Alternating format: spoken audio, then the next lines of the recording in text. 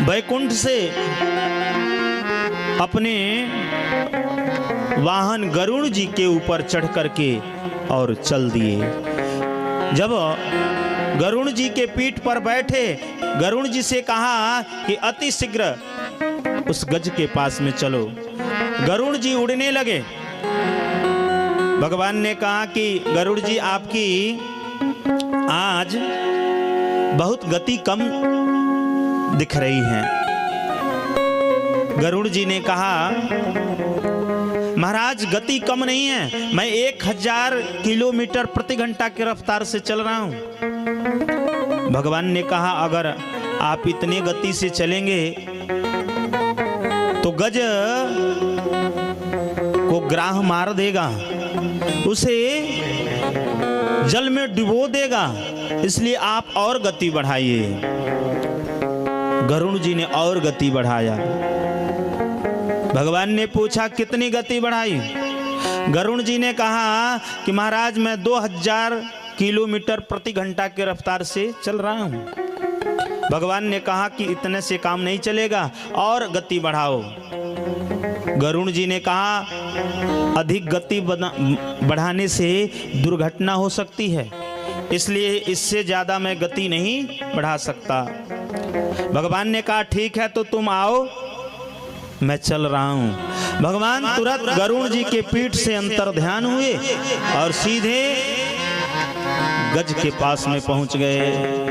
गज ने एक सरोवर में कमल का पुष्प था उठाया और स्तुति करके भगवान के चरणों में चढ़ा दिया। भगवान ने सुदर्शन चक्र छोड़ा और ग्राह का सर धड़ से अलग हो गया। गज की तो रक्षा हो गई।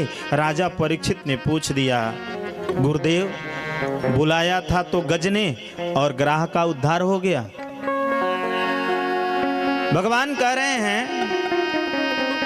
कि जो मेरा भक्त है उसका तो उद्धार होना ही है, लेकिन अगर मेरे भक्त का चरण भी कोई पकड़ ले तो मैं चाहता हूं कि मैं अपने भक्त से पहले मेरे भक्त का जो भक्त है उसको उद्धार कर दूं। जो गज है मेरा भक्त है, लेकिन ग्राह गज का भक्त है, इसलिए मैंने ग्राह का उद्धार कर दिया। तो राजा परीक्षित ने पूछ दिया गुरुदेव यह पूर्व जन्म में गज कौन था और ग्राह कौन था? तो सुखदेव भगवान कह रहे हैं योषौ ग्राह स वै सद्य परमाश्चर्य रूप धृका मुक्तो देवल सापेन भूः गंधर्व सत्तमा। सुखदेव भगवान कह रहे हैं राजन यह जो ग्राह था पूर्व जन्म में हूहू नाम का गंधर्व था। देखिए गंधर्वों का नाम ही ऐसा होता है। गंधर्वों का काम होता है देवताओं को हास परिहास कराना। किसी का हूहू, किसी का हे, किसी का हा हा, ऐसे गंधर्वों का नाम होता है। पूर्व जन्म में जो ग्राह था वह हूहू नाम का गंधर्व था।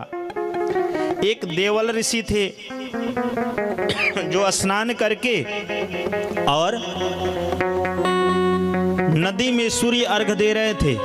इसने देखा तो छुपके से जा करके नीचे बूढ़ करके इनके पैरों को खींचा और खींचा तैसे देवल जी घबराए।